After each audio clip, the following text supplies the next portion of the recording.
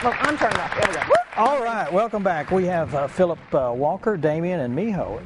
Damien, what's your last name? Snyder. Damien okay. Snyder. Now, I can spell Snyder. Now, And Miho. then Miho, we've got a huge problem with your last name. All right. It's Durakovic. Durakovic. Spell that. Durakovic. Are you sure? Actually, that's pretty that's pretty phonetic. Actually, Durakovic. It's a pretty Durockvich. AK. Durakovic. Oh.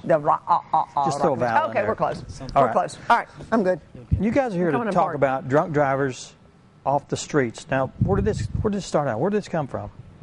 Well, I mean, there's nothing real special about Is it a national organization? No, I just founded it here in August, actually. Okay, so it's your baby then? Yes, it's my baby. Okay. I started doing it back 2009. I mean, it wasn't a corporation by then. It was just, my business card said Phillip Walker DD, call me if you need a ride home.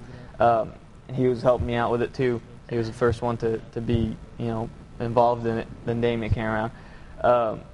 But yeah, we started in November, and then we went a few months, and I never thought about, actually making it into a company and all that stuff. I didn't know if it was going to be a big use to it, but then I started researching, and ends up that there's thousands and thousands of fatalities every year off of drunk driving. Sure. So August came around, I thought about it, and we incorporated it as drunk drivers off the streets. And we have fictitious names, DDOTS, that might be what people know us more about. But yeah, that's what we do. We drive people for free. We drive their cars home from bars. We sometimes take them to the bars.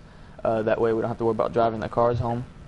And it's all free service, just helping. Just call. Now, do you have your services posted at where alcoholic beverages are sold? Is that how that works? We have business cards there. Okay. We don't have a banner or anything at the bars here, but we do have the business cards. And the people... Do the owners know you pretty much? They do. Okay. They do, and almost all the bars here, at least here in Twin Lakes, most of them do. That sounds like a job that probably doesn't take place until after midnight.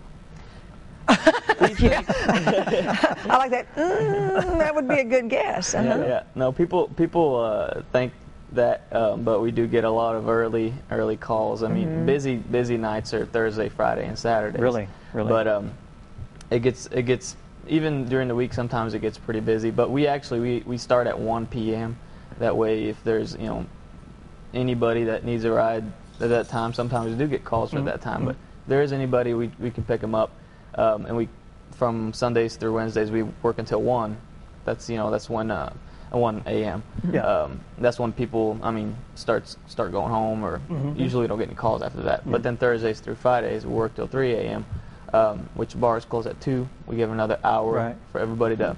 Now, do you shuttle their car also? Like Yes. if someone calls and you take me home and someone drives my car? Yeah. That sort of thing. Okay. It's, You don't let them drive your car and you drive Yeah, Yeah, exactly. we Switch don't off. trade, no. Okay.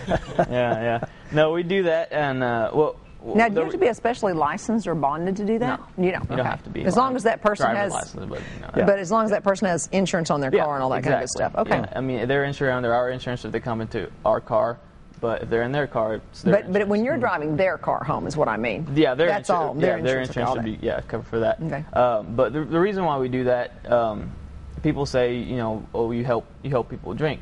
That's not the case. The reason why we do that is that we try to eliminate excuses that somebody come up with. I don't have anybody to drive me home, so I'm going to drive home. Yeah, I'm not that drunk. Exactly. Yeah, they do that a lot. But even when we do pick them up, people say that a lot. But Yeah, I bet they do.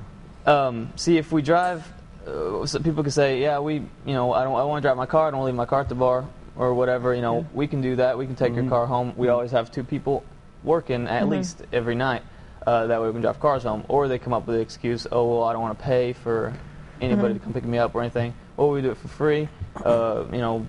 Services are closed. There's no way somebody can pick me up. Well, we are open until first call to last call. So we try to just eliminate all the excuses people can come up with. Is there any restrictions? I mean, being inebriated, I would think that you get in the car and say, "Hey, take me to my friend's house," or stuff like that. Or take me to another bar. Yeah, take me to another party. Yeah.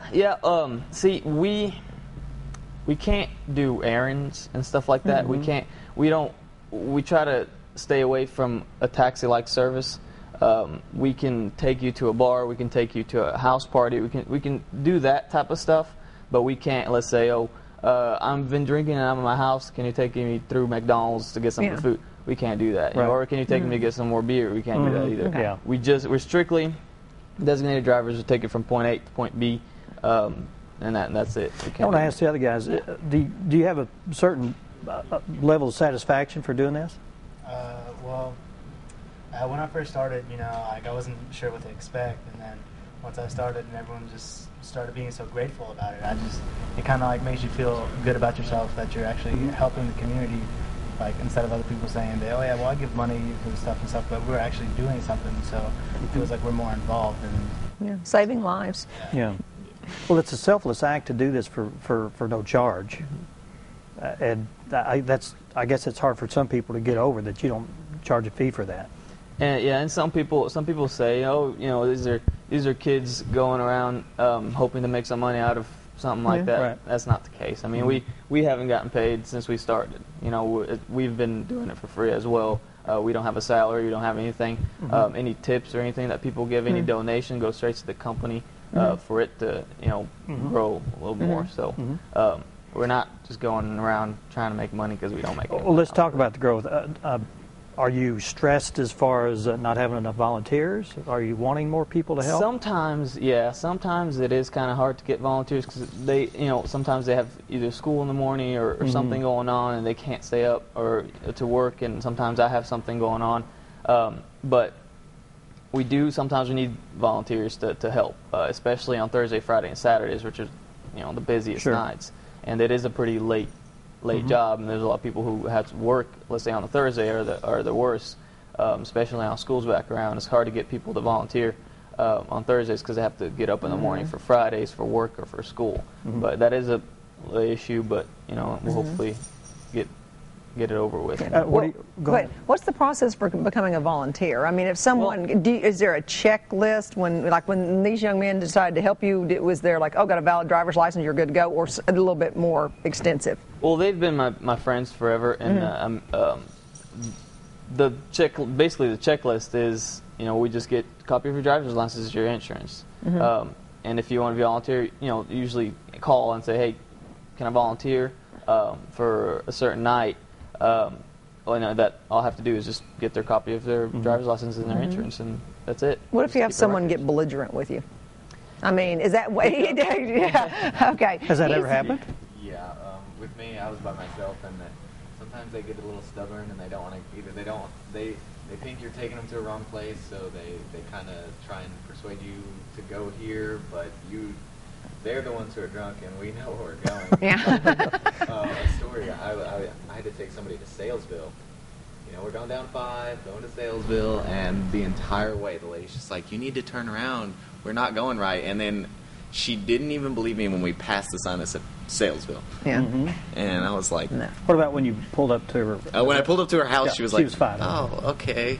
Yeah, because being alone, I can understand sometimes it can get a little hairy because there are many drunks who are not happy drunks. They get pretty belligerent and a little bit, violent sometimes. Yeah. We usually pick that up through the phone call. Okay. So you do turn people down? Yes, okay. I do. If I set a policy that if they show any signs of rudeness or anything like that, you just say, I'm sorry, but we're not going to take the risk. We're not need to call a taxi. Or something. Yeah. Because we don't have to pick up people like that. You don't want to take on the risk. Exactly. And we look at their safety too. So.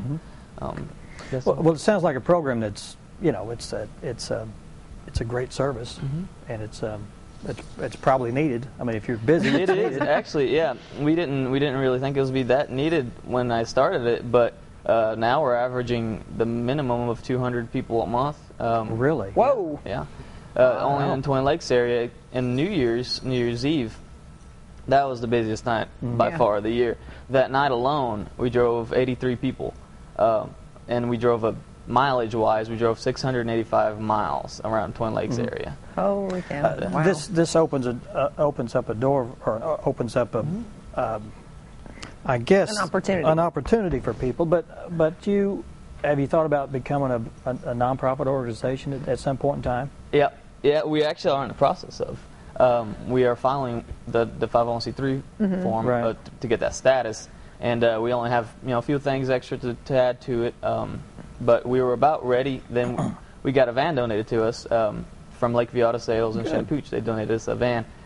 So there were some changes on the phone we have to adjust on there. So I have an accountant working on it, and once that's done, we'll file it, and it takes a matter of a few months. To, I guess it's 3 to 6 months before the IRS looks at it.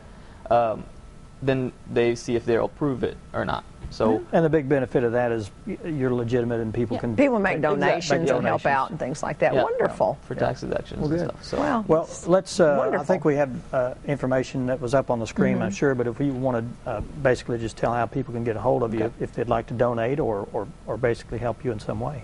Well, donation. We have a PayPal on the website. You can go to the website, click donate, and. Is the website DDOTS? DDOTSnow.com. Now. It's dotsnow.com, yeah. Okay. Or you can go there, or you can go through mail. It's P.O. Box 2391, Mountain Home, Arkansas, 72654. And if you need a ride or anything around Twin Lakes area, the number is 870-656-4444. Email phillipwalker@dotsnow.com. Wonderful. Right. Very commendable. Hey, thanks, guys, for being here. Really I appreciate it. your Very commendable. good Samaritan work that you're doing out there. Thanks so much. Thank you for having me. All right, up next we're going to be talking with the Shortcut Quartet and what they're doing. And Big Valentine's Day. Big Valentine's Day coming up. They're going to sing. This is for you, so make sure you stay tuned for this next segment. Stay with us.